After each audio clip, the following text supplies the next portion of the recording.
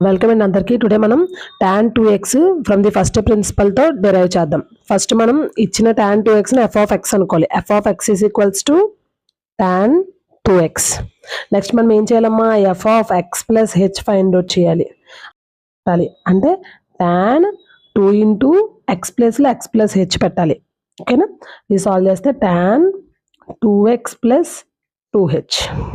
ఓకేనా, మనకు ఒక ఫార్ములా ఉంది. f of x is equals to limit h tends to 0 f of x plus h minus f of x by h. ఇది formula అమ్మా. ఓకేనా, సరే ఇప్పుడు చూద్దాం. Limit h tends to 0 f of x plus h అంటే ఇది కదమ్మా, ఇది మొత్తం సబ్స్టిట్యూట్ చేస్తాం. ఏంటది, tan 2x plus 2h. ఇది f of x plus h minus f of x అంటే ఇది కదమ్మా tan 2x, అది సబ్స్టిట్యూట్ చేస్తాం. tan 2x by h ఫార్ములాలో. ఓకేనా, ఇది f of x కంటిన్యూ అవుతుంది.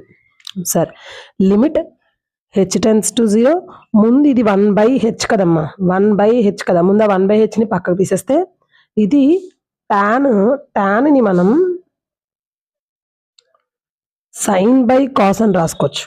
ఏమని రాయొచ్చమ్మా, సైన్ బై కాస్ థీటా అని రాయొచ్చు. Sine theta by cos theta అలా స్ప్లిట్ చేద్దాం. ఫస్ట్ ఉన్నదాన్ని tan 2, ముందు ఇంకొక స్టెప్ వేస్తాను. tan 2x plus 2h minus tan 2x. ఇది ఉంది ఇప్పుడు మనకి, ఈ 1/h బయట లాగేస్తే ఇది ఉంది. ఇప్పుడు tan ని మనం సైన్ బై కాస్ కింద రాసుకుందాం. ఓకేనా,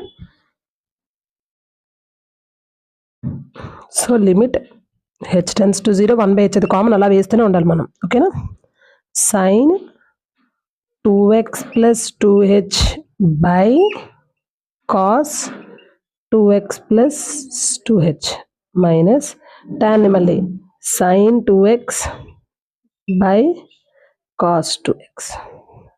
ఇప్పుడు 1/2 మైనస్ 1/3 ఉందనుకో, దీన్ని బటర్ఫ్లై టెక్నిక్ అంటారు. 3 into 1 ముందు చేసి మైనస్ పెట్టి 1 into 2 చేసి బై 2 into 3 చేస్తాం కదా, అలానే ఈ రెండింటిని ముందు మల్టిప్లై చేసి మైనస్ పెట్టి, ఈ రెండింటిని మల్టిప్లై చేసి బై పెట్టి, ఈ రెండింటిని మల్టిప్లై చేద్దాం.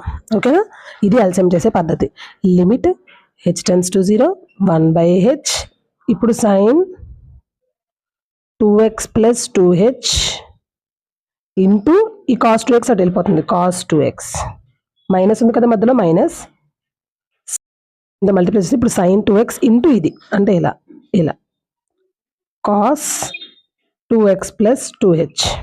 ఓకేనా, బై ఈ రెండు cos 2x plus 2h into cos 2x. ఓకేనా, ఇప్పుడు మనం దీన్ని ఫర్దర్గా చేద్దాం. నేను ఇదంతా రబ్ చేసేస్తున్నాను. ఒకవేళ ఎవరైనా నోట్ చేసుకుంటుంటే నోట్ చేసుకోండి, లేదా స్క్రీన్ షాట్ చేసుకోండి. ఓకేనా, ఓకే బా. మనకి sine A cos B minus cos A sine బికి ఒక ఫార్ములా ఉందమ్మా. అదేంటంటే సైన్ ఏ మైనస్ బి. దీనికి ఒక్కొక్క మోడల్కి ఒక్కొక్క ఫార్ములా యూజ్ అవుద్దాం. ఆ ఫార్ములాస్ అన్ని మీరు ఒకసారి ఫేర్ చేసుకోండి, చాలా ఇంపార్టెంట్ అవి. Sine A cos B minus, ఇందాక cos C minus cos D చేసాం కదా, ఇప్పుడు sine A cos B minus cos A sine బికి sine A minus B formula ఉంది. చూడండి, సైన్ ఏ కాస్ బి ఇది ఎలాగో చూడండి, sine A cos B minus cos A sine B. Sine A cos B minus cos A sine బిలా ఉంది కదా, దానికి formula sine A minus B. Simply అంతే, మనం సైన్ ఏ మైనస్ బి అని రాస్తే చాలు. లిమిట్ h tends to 0, ఈ మొత్తాన్ని పైన ఉన్నదంతా ఏ ఫార్మెట్లో ఉంది, sine A cos B minus cos A sine బిలా ఉంది. సో ఇప్పుడు మనం దాన్ని సైన్ ఏ మైనస్ బిగా రాసుకోవచ్చు. అంటే sine 1/h, limit h tends to 0 1/h common, sine A minus B. A అంటే 2x plus 2h minus B అంటే 2x. ఇది మొత్తం మనకి సైన్ ఏ మైనస్ బి కింద వెళ్ళిపోయింది అంతే. కిందలో ఉన్నది సేమ్ కామన్, అది వేసేయడమే. అది cos 2x plus 2h into cos 2x, అది సేమ్ అలా వేసేయాలి. ఓకేనా, సో దీన్ని మాత్రమే సైన్ ఏ అంటే ఇది, కాస్ బి అంటే ఇది, తర్వాత కాస్ ఏ సైన్ బి అంటే ఏ ప్లేస్లో ఇది ఉంది, బి ప్లేస్లో ఇది ఉంది, అందుకని మనం sign A minus B formula A minus B కింద వేస్తాం. ఓకేనా, క్లియర్. ఇప్పుడు మనం ఫర్దర్గా చేద్దాం.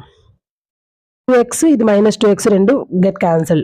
So limit h tends to 0 1/h పైన మిగిలింది ఏంటమ్మా sin 2h.